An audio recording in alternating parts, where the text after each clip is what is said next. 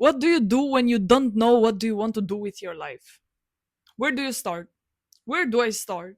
I have absolutely no idea what do I want to do with my life. And actually, I'm lying. I know what I want to do with my life.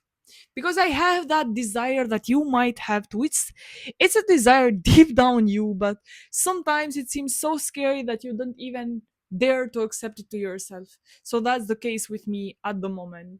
And honestly, I don't even know where to start. Where should I start? Because somehow I didn't get a map on that. So now I have to figure that map out on top of everything else. And it's doable.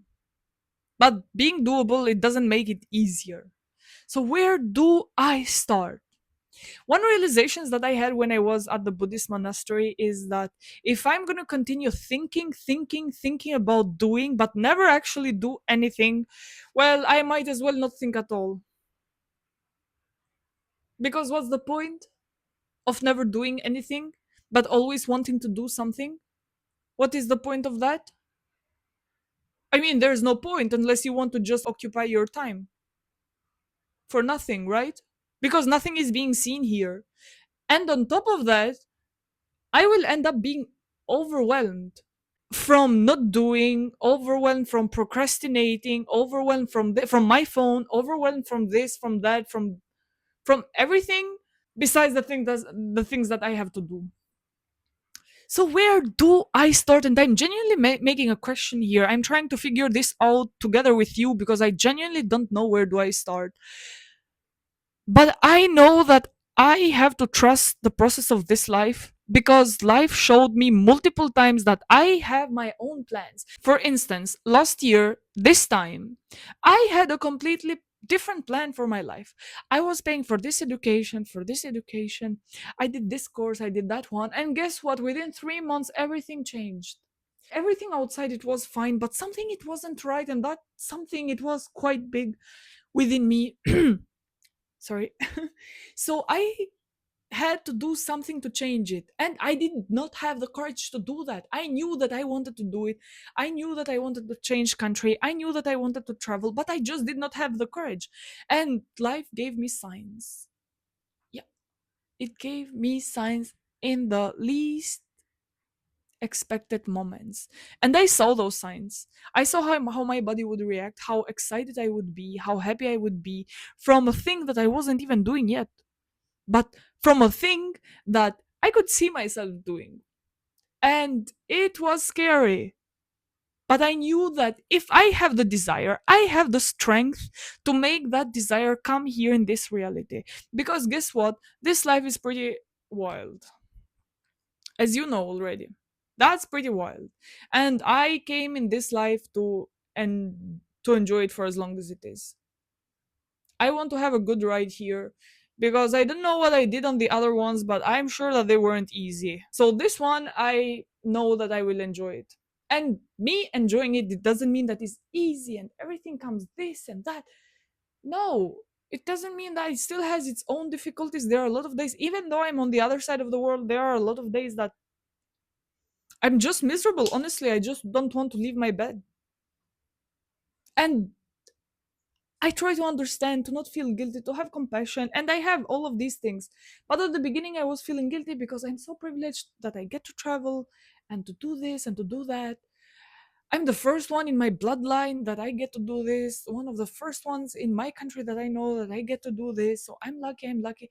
But me being lucky doesn't mean that it's going to be easy. I still have my own ups and downs, and ups are very high and downs are very, very low. So if in my home I have the mechanisms to deal with myself when I'm traveling, those mechanisms are constantly changing day after day. But I can do it because I've been doing it so far and I did it before and I'm going to continue to do it again. And still, I'm lucky, I'm privileged, I'm thankful beyond words for this experience and for all the people that I get to meet along the way. Genuinely, I say it. To go back to the topic, how do we start? How do we know what do we want to do? Because I'm 26, right? So I genuinely feel like I'm hopeless. I mean, I don't have much hope in governments, in nothing in our society. And I feel bad saying this, but I I know that they are good people, but I just see a lot of things going wrong, and we are too aware for it. I'm too aware for it.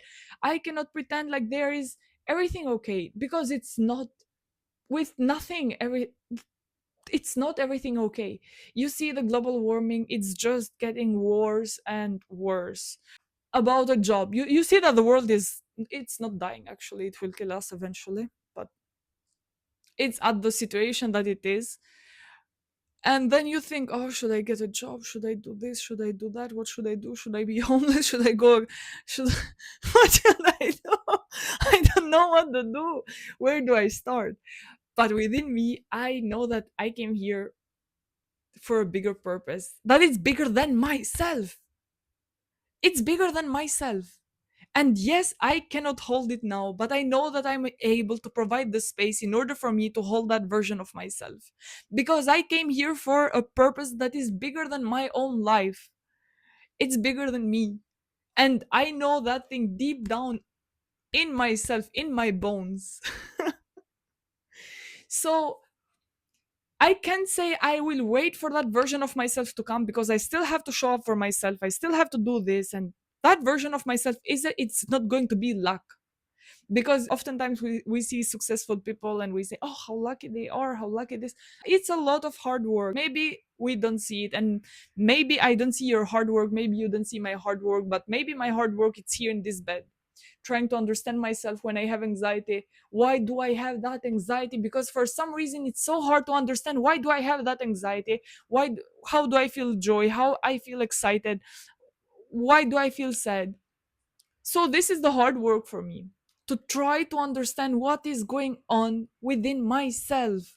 And that hard work, it's hard. It deserves that word. Again, to go back to the topic, I have to start taking actions. Yeah, I have to start taking actions like I'm doing right now. I'm doing this video, right? A lot of my videos have 5 views, 3 views. Now I have 17 subscribers, so I'm super happy for all of you guys that listen to me. But when I saw 17 subscribers, I was like, yes, I'm so happy for that. I don't even know how they came. But they came because I started showing up. You see, I was trying to put myself down subconsciously because I made a joke for myself. I don't even know why they came, meaning that, do I believe that I have no value? But no, I genuinely don't believe that. So why my subconscious mind is just trying to brush it off with a joke? Because I'm putting work here. I'm coming here and showing up. And for one might say that, oh, but you're just making a video. Well, it's not easy to make these videos oftentimes. No, it's not easy. Meaning that, yes, it's easy to put the phone there, but the energy that it requires to, when you literally want to do nothing, you want to do nothing, but you know that you want to show up for yourself in a way or another. So the energy that it takes for me to get up, put there the phone, put some lipstick on my lips, because lipstick is my all makeup at the moment, and just come here and talk. Even though I love talking, I love doing this, and it's still not easy. That's a good one. Here it's a good point, actually. Because I love so much talking and sharing my perspective with people, and ways that maybe help me to show up better for myself, I take the courage to do it. And I get up from my bed or from the place that I'm standing, and I start doing it. And it's the same like it was with Aerial Silks. I genuinely did not want to show up for myself at the beginning. It was so hard for me to wake up, put my leggings on, put my shoes on, and go outside. But I loved Aerial Silk so much that I just couldn't let myself down on that. I could let myself down on everything else, on gym, on volleyball, on everything else, but I couldn't let myself down there because I loved Aerial Silks that much that I was willing to show up even when I did not want to show up. And that changed something in your brain, because when you do it once, when you show up for yourself once, twice, 3 times, even when you don't want to show up for yourself, you still do it. You still put your shoes on, go outside, go to the gym, take a walk, write something. You tell your brain that You can do it because now you have examples to show. You did it once, you can do it twice, you can do it 3 times, you can do it 4 times, you can do 100 times. So you can start over and over and over and over and over again every time that you choose to do so. But me choosing to do so doesn't make it easy. That's the whole trick of it. It's simple, but it's not easy. But it's doable because you did it once and twice and 3 times and 5 times and 10 times. So you can do it for the 11th time. You can do it again. You can show up for yourself again, as I can do for myself again and again and again. Because this thing, it's a journey. I always say this and I will continue to say it all my life. This is a journey. It's not that we will reach a state where we say, oh, I figured my life out and I know what I want to do. Maybe you know what you want to do for the next 2 years, 5 years, 10 years. It's, yeah, hold it there at 10 years because maybe you, but I don't know. Because I don't know if I'm alive after 10 years. Literally. Life is this unpredictable in my case. And now it's another realization. Me knowing that maybe I will not even be alive after 10 years or even tomorrow. We just take it for granted. Why do I have to sit there and just procrastinate instead of me standing up and doing something? Starting to do something, whatever that desire is. You want to show your art. You don't know where to start, but you know that you do this thing, and you know that you talk, you know that you are good at camera, you know that you want to write. You don't even have to show it to us. You can start just by doing it for yourself. And then if you want to show it, you can do the same that I'm doing here. It's not easy to just start talking on the camera, but believe me that it gets better. And you will get better. From my first video to this video, there is a lot of difference on the way how I articulate my thoughts, on the way how I behave, on the way how I think, and how I represent my thoughts too. And I love that because you get to see the progress. Because actually, there is a lot of progress, even though maybe you don't see it day after day because somehow we take it for granted. But if you will see the difference between a month, between the second month, between the first year, there is quite some difference there. So maybe we can start from there to figure out what we want to do, to start doing what we are thinking that we want to do, but still we haven't done it. The smallest steps are oftentimes the hardest ones. So start with what is small and doable. Sometimes it's doable only to move your fingers.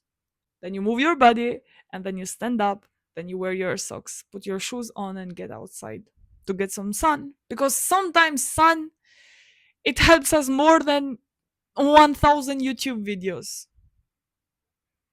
Oftentimes, or just a walk to clear our head. Thank you for listening to me, and I wish you best of luck once more.